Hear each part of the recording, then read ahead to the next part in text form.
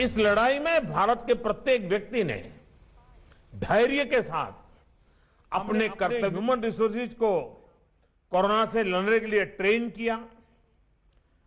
Testing और trekking इसके लिए टेक्नोलॉजी का भरपूर इस्तेमाल किया।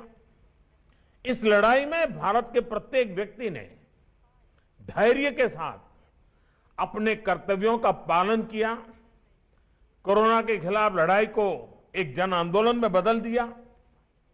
आज भारत दुनिया के उन देशों में से हैं जो अपने ज्यादा से ज्यादा नागरिकों का जीवन बचाने में सफल रहा है और जहां आज कोरोना से संक्रमित लोगों की संख्या, जैसे प्रोफेसर ने बताया, तेजी से घट रही है।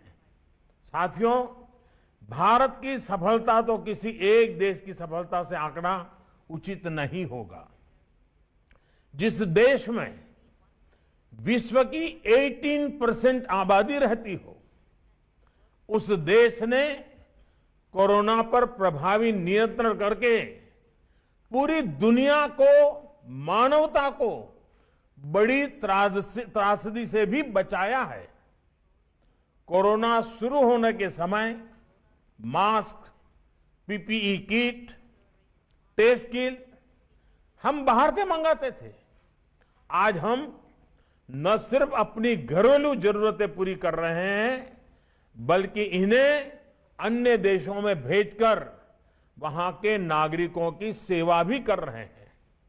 और आज भारत ही है जिसने दुनिया का सबसे बड़ा कोरोना वैक्सीनेशन प्रोग्राम भी शुरू किया है। पहले फेज में हम अपने 30 मिलियन हेल्थ और फ्रंटलाइन वर्कर्स का वैक्सीनेशन कर रहे हैं। भारत की स्पीड का अंदाजा आप इसी से लगा सकते हैं कि सिर्फ 12 दिन में, 12 डेज में भारत ने अपने 2.3 मिलियन से ज्यादा हेल्थ वर्कर्स को वैक्सीनेट कर चुका है। अगले कुछ महीनों में हम अपने करीब 300 मिलियन बुजुर्ग और कोमॉर्बिडिटी वाले मरीजों के वैक्सीनेशन का टारगेट पूरा कर लेंगे। साथियों, सर्वे संतु निरामया, पूरा संसार स्वस्थ रहे, भारत की इस हजारों वर्ष पुरानी प्रार्थना पर चलते हुए संकट के इस समय में भारत ने अपनी वैश्विक जिम्मेदारी को भी शुरू से निभाया है। जब दुनिया के अनेक देशों में एयर स्पेस बंद था, तब 1 लाख से ज्यादा नागरिकों को उनके देश पहुंचाने के साथ ही भारत ने 150 से ज्यादा देशों को जरूरी दवाइयां भी भेजी। अनेक देशों के हेल्थ कर्मचारियों को भारत ने ऑनलाइन ट्रेनिंग दी। भारत की ट्रेडिशनल मेडिसिन, आयुर्वेद कैसे इम्यूनिटी बढ़ाने में सहायक है, हमने दुनिया को इस बारे में गाइड भी किया। आज भारत कोविड की वैक्सीन दुनिया के अनेक देशों में भेजकर वहां पर वैक्सीनेशन से जुड़े इंफ्रास्ट्रक्चर को तैयार करके दूसरे देशों के नागरिकों का भी जीवन बचा रहे हैं। और ये सुनकर WEF में सभी को तसल्ली होगी कि अभी तो सिर्फ 2 made in India corona vaccine दुनिया में आई है। आने वाले समय में कई और वैक्सीन भारत से बनकर के आने वाली है। ये वैक्सीन दुनिया के देशों को और ज्यादा बड़े स्केल पर, ज्यादा स्पीड से मदद करने में ये पूरी तरह सहायता करेगी। भारत की सफलता की इस तस्वीर, भारत के सामर्थ्य की इस तस्वीर के साथ मैं दुनिया के अर्थ जगत को ये भरोसा भी दिला रहा हूं कि आर्थिक मोर्चे पर भी स्थितियां अब तेजी से बदलेगी। कोरोना के समय में भी भारत ने इंफ्रास्ट्रक्चर के ट्रिलियंस ऑफ रुपीस के प्रोजेक्ट शुरू करके, एम्प्लॉयमेंट के लिए विशेष स्कीम्स चलाकर इकोनॉमिक एक्टिविटी को बनाए रखा था। तब हमने एक एक जीवन को बचाने पर जोर दिया।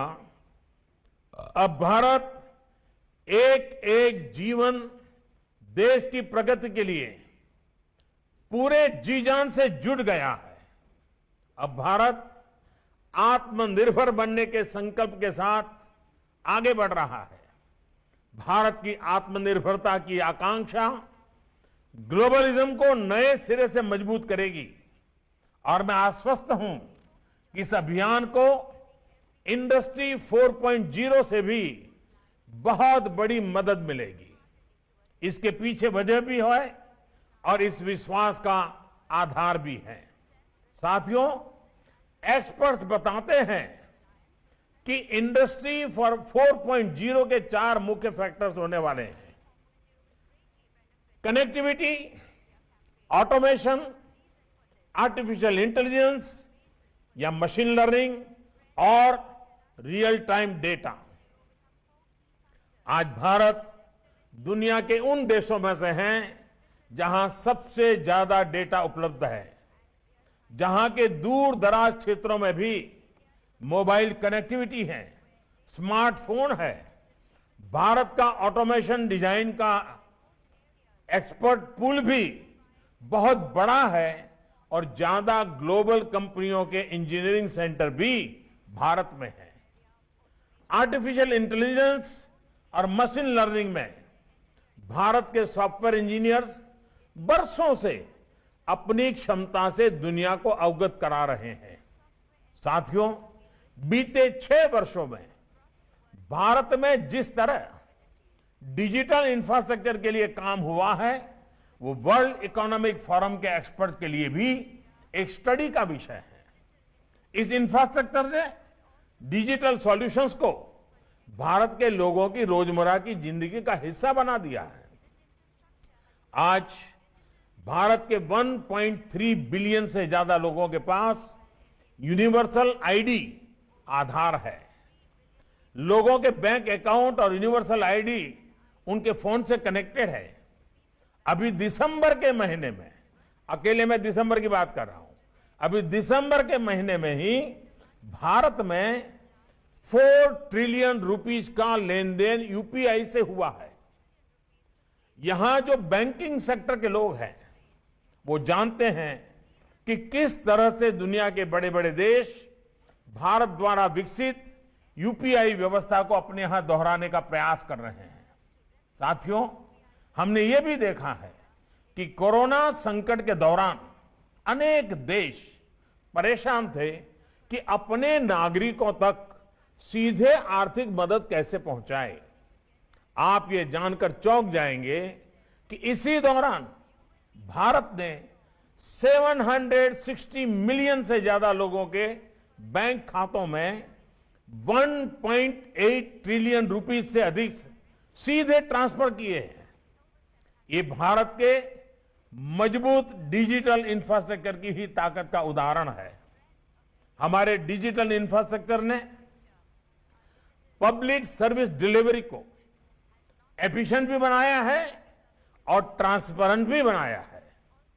अब भारत अपने 1.3 बिलियन नागरिकों को हेल्थ केयर के इजी एक्सेस के लिए यूनिक हेल्थ आईडी देने का भी अभियान शुरू कर रहा है।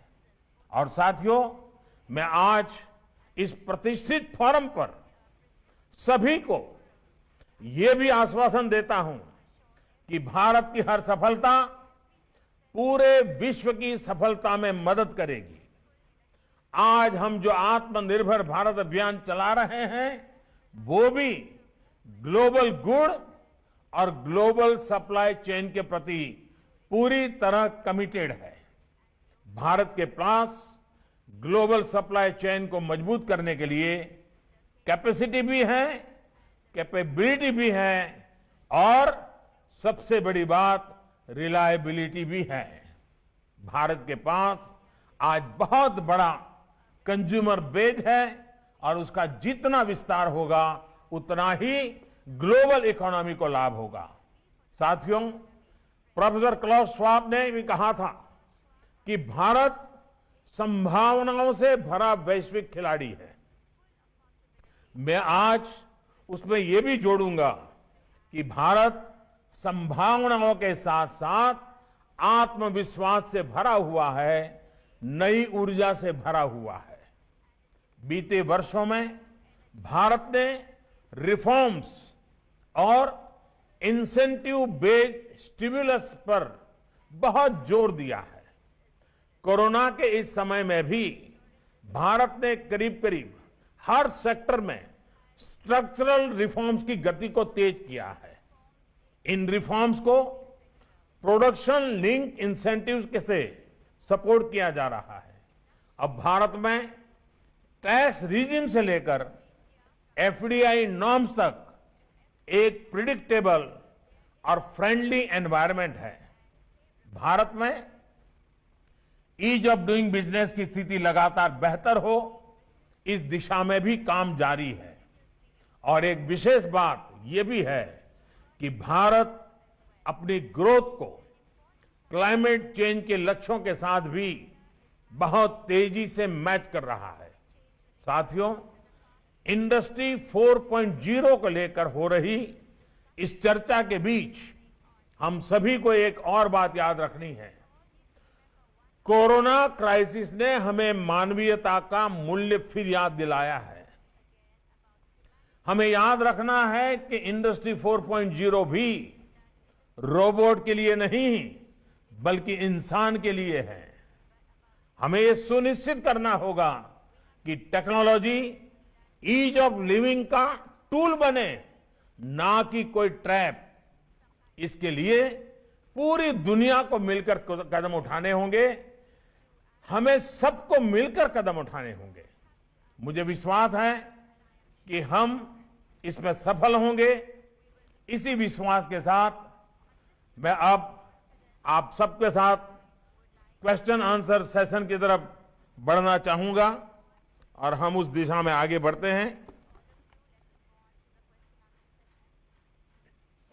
तो दावोस एजेंडा में आज प्रधानमंत्री अपना वर्चुअल संबोधन दे रहे थे, जिसमें उन्होंने सीईओ से भी बात जो करनी है उसका भी कार्यक्रम है। साथ ही 400 से ज़्यादा शीर्ष प्रतिनिधि हैं जो इसमें हिस्सा ले रहे हैं। वीडियो कॉन्फ्रेंसिंग के जरिए प्रधानमंत्री इनसे जुड़े हैं। कार्यक्रम में उद्योग जगत के 400 से ज़्यादा शीर्ष प्रतिनिधि भाग ले रहे हैं और साथ ही साथ आने वाली जो संभावनाएं हैं, जो खतरे हैं, उनके बारे में कैसे आगाह किया जा रहा है, उस पर भी प्रधानमंत्री ने अपनी बात रखी है। साथ ही कोरोना वैक्सीन को लेकर उन्होंने बताया कि 2 वैक्सीन भारत ने बनाई है और संभावनाएं तो ये हैं कि आने वाले दिनों में और भी कई तरह की उपलब्धियां भारत के खाते में जुड़ेंगी। तो आज ये महत्वपूर्ण आप दावोस से सीधे एजेंडा देख रहे हैं, जिसमें अर्थव्यवस्था को और रफ्तार और धार देने के लिए डिजिटल क्षेत्र में कैसे काम किया जाए। भारत आत्मविश्वास से भरा हुआ है और अपने को आत्मनिर्भर बनाने में कितना प्रयासरत है और क्या क्या हमने अभी तक हासिल किया है और एक लंबा सिलसिला है जिसे आगे बढ़ाना है। प्रधानमंत्री मोदी चौथी औद्योगिक क्रांति, मानवता की भलाई के लिए प्रौद्योगिकी का उपयोग, ये टॉपिक है जिस पर उन्होंने अपनी बात रखी है और उनके साथ सीईओज भी हैं जो बातचीत कर रहे हैं।